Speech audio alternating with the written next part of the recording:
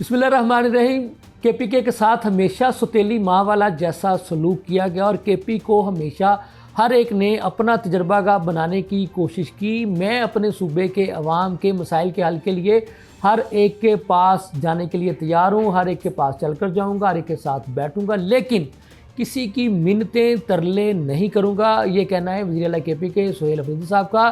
तो इमरान खान की हमशीरा अलीमा खान ने वाज़े कर दिया है कि बसंत सिर्फ नून लीग की या मरीम नवाज़ की नहीं थी, बसंत जो है वो सबकी थी, इसीलिए मेरे बच्चों ने भी जो है वो बसंत मनाई। तो लिहाजा अगर कोई हमें इस बात का जो है वो ताना दे रहा है या इसके ऊपर तनकीद कर रहा है कि हमने बसंत क्यों मनाई, तो मैं ये बता देना चाहती हूँ कि मेरे बच्चों को बचपन से ही बसंत का शौक़ है। तो बात यह है कि नाज़रीन, इस वक्त जो इशू है, जो बताने वाला जो है, अब इसी बसंत से शुरू करते हैं। तो मैं अलीमा खान साहिबा आपसे ये पूछना चाहता हूँ कि वो कौम के बच्चे जिनको आपने ये कहा था कि जी आपने बसंत नहीं मनानी, आपने बसंत वाले दिन जो है वो एहतजाज करना है, पहिया जाम शटर डाउन हड़ताल करनी है, आपने कौम के बच्चों को तो हड़ताल के पीछे लगाए रखा, उनको आपने जनाब वर्गलाने की पूरी तरह से कोशिश की।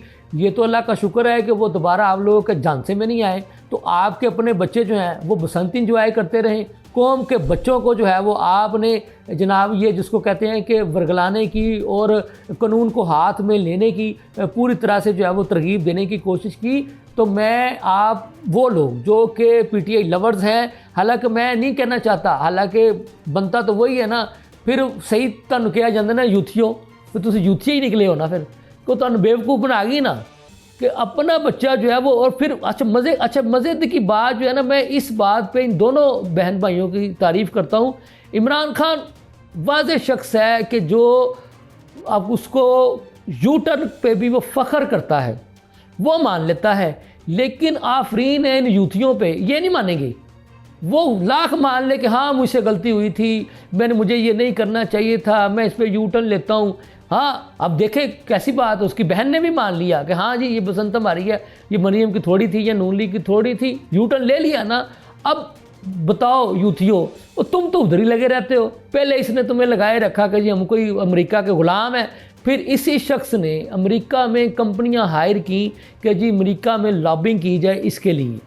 समझ जाओ, बता रहा हूँ, समझ जाओ, तुम लोगों को बेवकूफ़ बनाया है इस शख्स ने हमेशा के लिए। मैंने पहले भी आपको याद होगा ये बात कही थी, ये वह शख्स है पाकिस्तान की तारीख़ में आया होगा जिसने रमज़ानुल मुबारक के दौरान एहतजाज करवाया, जलसे जुलूस करवाए।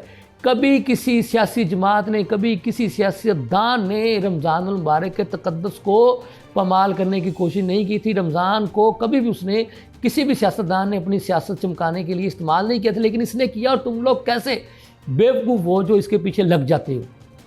अभी भी तुम लोगों के पास वक्त है। अभी हालिया फिर देख लिया ना, वो जो इन्हीं का पीटीआई का जो जुनैद अकबर है, वो उसने कह दिया ना कि भाई कौन लोग हो तुसी, आ गया ना उसका भी वीडियो बयान, वो तंग आ गया ना। असल में इनके साथ एक और मसला भी जो है ना, इनका ये जो जिसको ये कहते हैं ना कि नाम निहाद शऊर, वो शऊर नहीं है, वो गाली गलोच है, वो बदतमीज़ी है, वो बदतहजीबी है, वो गंदगी है, वो गलाजत है। जो एक शख्स ने जो कहता है कि मैंने इनको शऊर दिया, वो इसने इनमें भर दी है। तो ये जनाब उसको गलाजत को, गंदगी को, गालियों को शऊर का नाम देते हैं।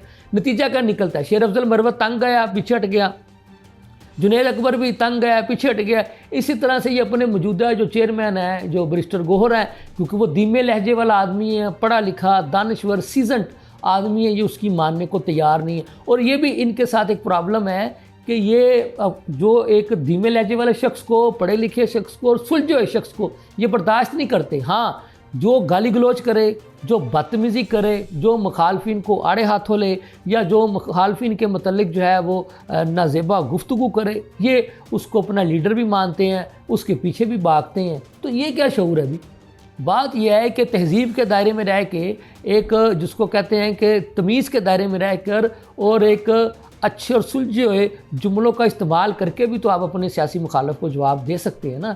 आपके सामने है अंजाम, मैं अंजाम का जुमला इस्तेमाल कर रहा हूँ, नून लीग पीपल्स पार्टी का। 90 की दहाई में आपने देखा इनको, ये एक दूसरे के ख़िलाफ़ जो है बातें करते थे, और क्या क्या कुछ नहीं किया था नून लीग ने पीपल्स पार्टी की उस वक़्त की लीडरशिप के ख़िलाफ़। फिर क्या हुआ?